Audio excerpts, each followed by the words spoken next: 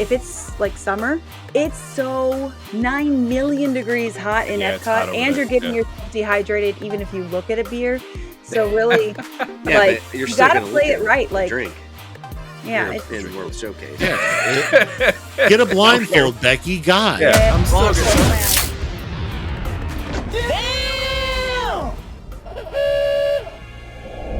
Welcome, Walt Disney World fans, to another episode of the Knotcast, presented by Knot Club 33, continuing on with our Rope Drop versus Lightning Lane series. My name is Steve Rhodes. With me today, it's Pat Neistat.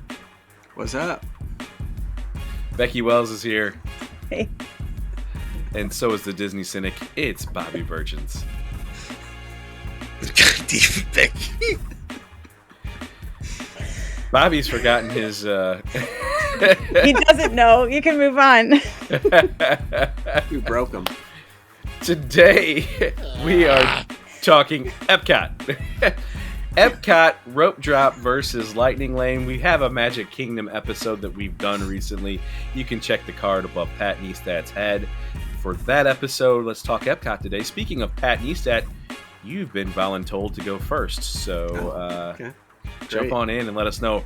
Are you rope drop at Epcot? Are you Lightning Lane? Neither? Both? What are you doing? I am... It's a mixed bag. I'm not going to rope drop. I just don't want to. And I'm not going to buy the multi-pass. What I'm going to do is what I usually do is I'll buy the Guardians pass, the single pass for Guardians, and then try to go on like an extra hours, because usually I'm on property. Yeah. So I go to the extra hours, and you can literally ride every attraction without a line. Yep. So, and it's like 2 hours. So what I would do is I just go bum around the park, bum around World Showcase, drink, eat, and then once they kick everybody out, go ride rides. So, and even in that time frame, you can get a virtual queue for Guardians of the Galaxy. Yep. So, I mean, literally, you don't have to buy the single pass, but I always just buy it just in case we don't get the virtual queue, but you always get the virtual queue. So that's my basically strategy. Took the words right out of my mouth. Like, there's no way in hell I'm ever going to rope drop at Epcot. No. Like, I could consider it for maybe Hollywood Studios or Magic Kingdom if I was pressed with a group of people who really wanted to ride everything. Mm-hmm. But Epcot, there's no way. I mean, there's so much things you can just walk around and enjoy without even getting in a line anyway. Like you said, you can grab a drink or whatever.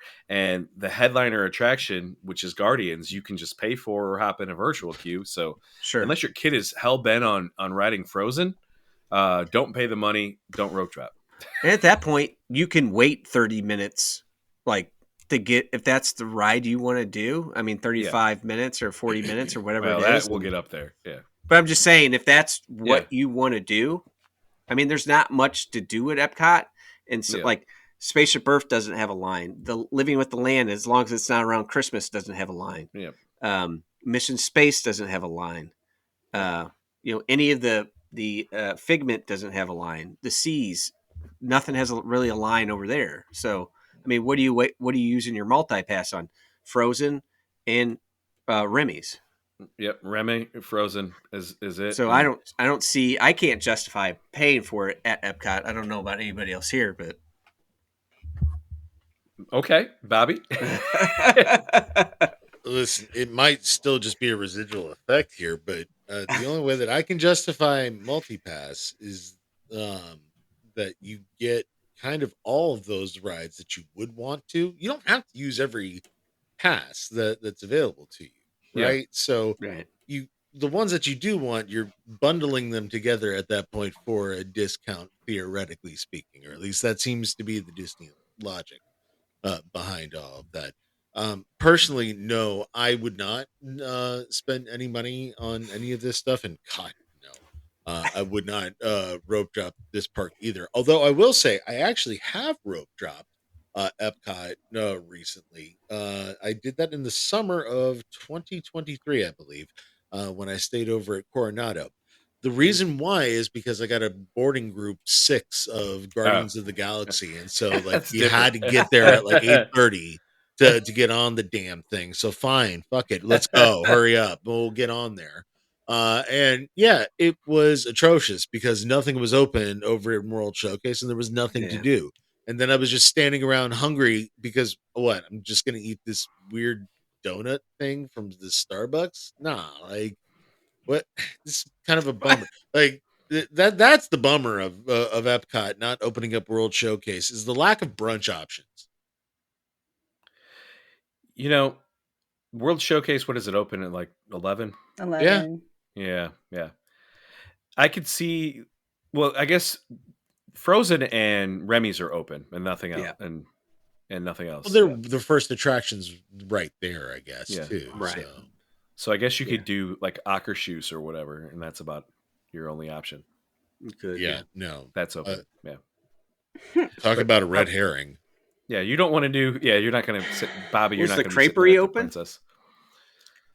At least the walk-up window. The crepes are open early. I think the do they have a breakfast crepe? I'm serious about that. They do. Yeah, they do. Yeah, and they're good too. Mm-hmm.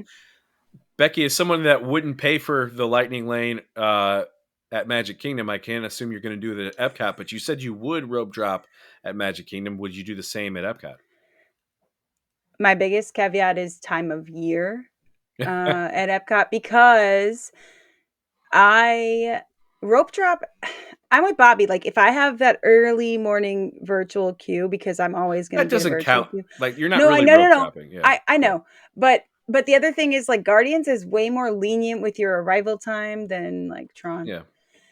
But I'm with him because really, like once you do that, what the hell else are you doing? Like because while you can walk straight through that queue, and that is really nice to not have to like wait at each. That can be a long queue even with your virtual queue, and that's fine. Mm-hmm. One of the only rides I'll wait for. But after that, you get out, no matter how fast it is, everything Test Track has a long line or everything has got a line. Yeah. It's closed right now. Well, I know, but in general. Yeah, it will. However, the same as Pat, like I'm going for those extra hours in the evening, get that second virtual queue. Guardians is even one, if I, depending on my amount of time I'm spending and whatever, I'll buy that single pass. I would do that. That's a ride I would pay for just because we all really enjoy it every single time. I have yet to go on it and be like, meh. Yeah. So, but like Remy's, I couldn't care less. And Frozen, if I have to wait 5 minutes, I don't want to do it. Did you ride it that one time they did the one-off Christmas song? I did. I don't think so. At Guardians? Yeah. Yeah. Guardians, you mean? I was very disappointed. Oh, no, I wasn't. No. I got Run Run Rocket. Yeah, that's the one. Yeah. It was awful. It wasn't bad. The original attraction is much better. Yeah. And what's funny is they have good songs in that Christmas special that they could have used in there. But yes. Yes. Weird. Yeah, but same, like the World Showcase isn't open yet. But I don't want to show up when it opens either, because if it's like summer or summer adjacent, it's so 9 million degrees hot in Epcot, and you're getting yourself dehydrated even if you look at a beer. So really, but you're you still gotta play it right. Like drink. Yeah, it's in World Showcase. Yeah. Get a blindfold, Becky. God, I'm still open. I'm just saying, like it's hard to do an entire day nice there. In the hot. Yeah. It's hard to do a whole day there. So like rope drop is not my play. Now if I'm staying at Boardwalk, I might walk over and take care of a few things and go back. I've done that before, and then come back 6 o'clock, whatever. Yeah. But I think that's kind of the play. Epcot day in the summer ever. You can in and out of Epcot all day. It's truly one of those 3/4 day or half day parks where, unless you're doing like the drinking around the world, like you can the attractions you can knock out pretty quickly. The only way I could verify or validate, the multipass thing is if you were like combining this as part of a park hopper with another park. Oh, yeah. And that's filling different. Yeah, I didn't think of that. And that could possibly work if you were already buying it for Magic Kingdom and you were done for the day, or Hollywood Studios and you came over. Sure. But outside of that, I really can't see myself paying for it. Yeah. Even with that, you might say you started in Hollywood Studios. and you went to Epcot, they're Frozen and Remy's may be sold out. So the rides that you would get on are rides that you could already just walk onto. Sure. There'll be some availability for Soarin', which would have some usefulness, but probably depends. Don't use it on Spaceship Earth. Like, here's a quick tip, guys. Like, Spaceship Earth in the morning will have a line because everybody sees the big golf ball looking thing. It's like, oh, it's a roller coaster here. Let me go in there. Yeah, everybody does that. And by 11 o'clock, there's no line. So just make sure you know. Well, 11:30, because once the other side of Epcot opens, then everybody's on. Everybody's out. The World Showcase. So and especially if you come in the afternoon, you could it's a walk on. So know that going in, but there's no way. Unless if you're coming from the monorail at Rope Drop, that's fine. But the security at regular Epcot entrance is a fucking train wreck. And the board, the International Gateway entrance, no. So it's not worth it. It's not worth Rope Drop because there's nowhere for the people to go before you can get in. And then it's just a disaster. So unless you're coming in on the monorail where you've already done security, then it's maybe okay. But still, there's nothing to do. So that's not one that we typically Rope Drop. No reason. If I'm not staying all day, I don't stay all day at any of the parks. I just don't stay all day at any of them. I mean, if I'm in one, then maybe I'd go back and go somewhere else. But I have too much ADHD with the parks now. I want to clarify a point that you made, Pat, with the you talked about the after hours. You obviously weren't talking about the paid after hours. If you want to clarify that for the folks. So if you stay on property at the deluxe resort, they give you sometimes they give you 2 extra hours in the park just for the deluxe resort guest, and it's just random which park it may be. So I believe Epcot's on Wednesdays when they have it. Mondays, Wednesdays. Maybe I don't know exactly Monday what day. at Magic You just Kingdom, look. Wednesday Epcot, something like that. Go it's into more the regular app, when they have the party. Yeah. Tuesday Go look might when be you have Epcot. the app, and then you'll be able to see what time. You'll look at your whole trip, and you'll see which nights the parks are open late. So the availability for February of 2025 is it makes a huge difference because there's literally not anybody at the park. Because a lot of people are there all day and they don't want to stay. They're not staying past the fireworks. So, I mean, people just clear out and you can just go. I mean, there's literally no wait for anything. Well, and knowing those days ahead is important because some ticket types you still have to do the reservations. So you have to kind of know have a little bit of a strategy for where you want to start. Mm-hmm. So it's good to be aware of those days because you can really maximize. Maybe you just don't even have to go there earlier because you can go there later. So and speaking of deluxe, if you're doing one of the Epcot side deluxes, it's literally perfect. If you're at the boardwalk or the Swalfin or you're at Beach Club or Yacht Club, you could just literally walk over to Epcot. The Riviera. Never have even been there all day, and 8 o'clock stroll over, grab a drink, and everybody's clearing out after the fireworks, and you got the place run in the middle for yourself. Done that too. Yep. Now you do close. Benefit. They close from Norway to France, so that whole section is closed off. And so only after their normal closing time. Okay. Right. So for those extra 2 hours, that whole section of the park is closed. So but it is faster just to go the other way, anyways, to get to France from Norway. So. You mean to tell me that I can't see the American Adventure during my after hours event? That's closed. All done. Entertainment has gone home.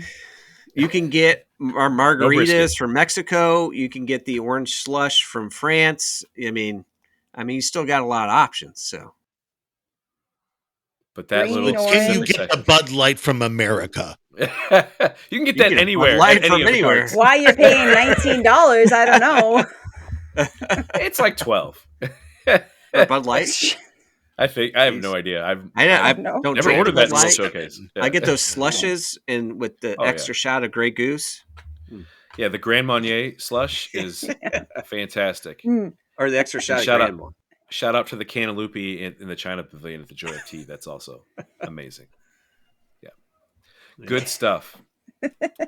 So with that being said, we're not really paying for the multi-pass. We might buy Guardians. What time is the time that you would normally arrive at Epcot? Bobby, we'll start with you. At 3:30, something like that. Honestly, because most of the people that like are you guys who are really wanting to go and dedicate their day to Epcot, like they get done pretty quick and they start clearing out at that point. That's kind of when the locals come in too, is like shortly thereafter, somewhere around closing time, right around 5 o'clock, something like that. So if I can get there a little bit earlier than that, I might be able to sneak on a couple of extra attractions. Good deal.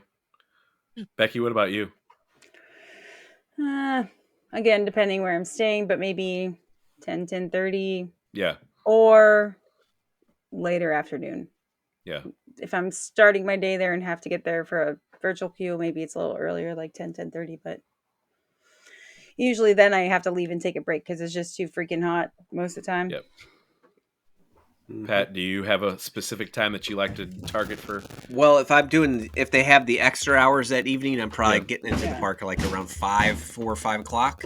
Yeah. And then, that I have the whole day just to do whatever the hell I want, and then go in. But if I don't have the extra hours, I'm just kind of bumming around, maybe 10 o'clock. Yeah. If we're staying on the Epcot side and we're doing Epcot Park Day, we literally don't set an alarm and we just go over there when we go over there. So whenever we feel like we've never actually ever had a plan when we're staying on the Epcot side, it's just literally that easy to navigate and get it. Well, I wouldn't say easy to navigate because of the construction that they were having, but it's easy to get on many attractions and see many things and do many things over there. So we can, even as a first timer, you can probably get away without much of a plan. Just kind of have an idea in the back of your head. And if you're staying somewhere else, I would probably target getting there little after when World Showcase opens, so people have spread out amongst the park, because once the full park is open, you've got people World Showcase side, people in the old Future World side, whatever they call the lands over there now, and it's just a little bit more spread out, so you can pick your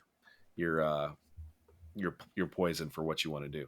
I will say, depends on what time of year. If you're there during a busy time, there will be lines. So don't Christmas. Yeah. I mean, with Christmas, Living with the Land was 45 minutes to an hour. Yeah. So every fucking time, and I don't understand it. Christmas overlay. It's a poinsettia. They have lights. They literally had Christmas lights in it. Yeah. And it consistently had, even in the morning time, when I look at it, like 30 minutes, and that was without the Christmas lights. But that's generally why they speaking, have a fast pass, by the way. Like, but generally speaking, yeah. And we're not doing this series we're doing isn't a specialty show about what you should do if you show up on Thanksgiving morning. Like if you're there during the holiday, fuck you. Yeah, just expect all this advice goes out the door.